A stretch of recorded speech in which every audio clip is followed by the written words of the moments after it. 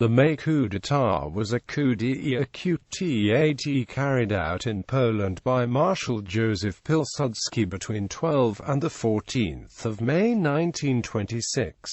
The coup overthrew the government of President Stanisław Wojciechowski and Prime Minister Wincenty Witos. A new government was installed, headed by Lwów Polytechnic professor Kazimierz Bartel. The events were partly inspired by the need for extraordinary measures in the face of newly emerging threats to stability of Poland's independence. By Piłsudski's own assessment of the foreign treaties signed by Weimar Germany with France in 1925 and with the Soviet Russia in April 1926, to which Poland's representatives had not been invited.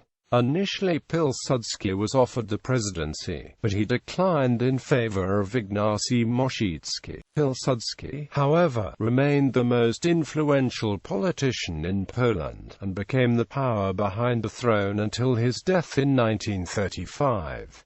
Build-up. In November 1925, the government of Prime Minister Władysław Grabski was replaced by the government of Prime Minister Aleksander Skrzyński, which had received support from the National Democracy and the Polish Socialist Party. General Lucian Elegowski became the new government's Minister of Military Affairs. However, after the PPS withdrew its support, this government also fell and was replaced by that of Prime Minister Wincenty Witos, formed by Polish People's Party (PISD) and Chrześcijański Związek Jednoczenia Narodowy. However, the new government had even less popular support than the previous ones, and pronouncements from Józef Piłsudski, who viewed the constant power shifts in the same as chaotic and damaging, set the stage for a coup d'état. Apart from domestic turmoil, Polish politics had been shaken by a trade war with Germany, begun in June 1925, and by the signing of the Treaty of Locarno in October 16. Under the terms of the treaty, the World War I Western European Allied powers and the new states of Central and Eastern Europe sought to secure a post-war territorial settlement, in return for normalized relations with defeated Germany. Coup d'état. On 10 May 1926 a coalition government of Christian Democrats and agrarians was formed, and that same day Józef Piłsudski, in an interview with Kurier Polski, said that he was ready to fight the evil of samocracy and promised a sanation of political life. The newspaper edition was confiscated by the authorities. The night of the 11th of May to the 12th of May a state of alert was declared in the Warsaw military garrison, and some units marched to Remberto, where they pledged their support to Piłsudski.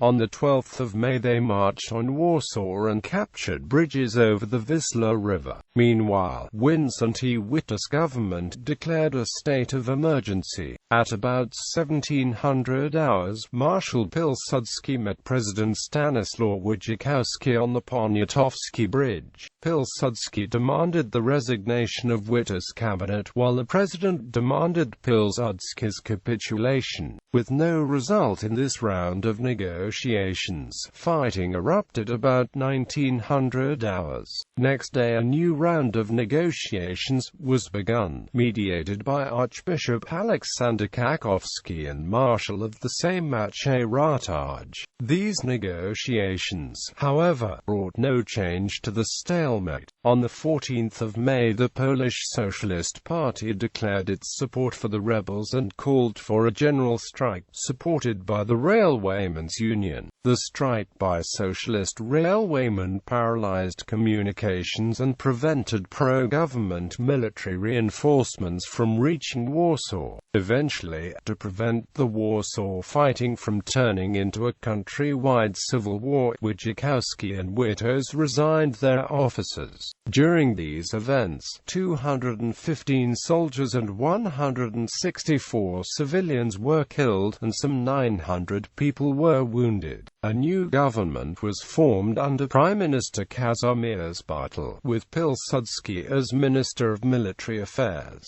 On the 31st of May, the National Assembly nominated Piłsudski to be president, but he declined to accept. Eventually Ignacy Mościcki became the new president. Piłsudski, however, wielded much greater de facto power than his military ministry nominally gave him. Consequences: Piłsudski initiated sanation government, conducted at times by authoritarian means, directed at restoring moral health to public life. Although until his death in 1935 Piłsudski played a preponderant role in Poland's government, his formal offices, apart from two stints as Prime Minister in 1926 to 28 and 1930, were for the most part limited to those of Minister of Defense and Inspector General of the Armed Forces. The adoption of a new Polish constitution in April 1935, tailored by Piłsudski's supporters to his specifications, providing for a strong presidency, came too late for Piłsudski to seek that office. But the April constitution would serve Poland until the outbreak of World War II and would carry its government in exile through the war and beyond.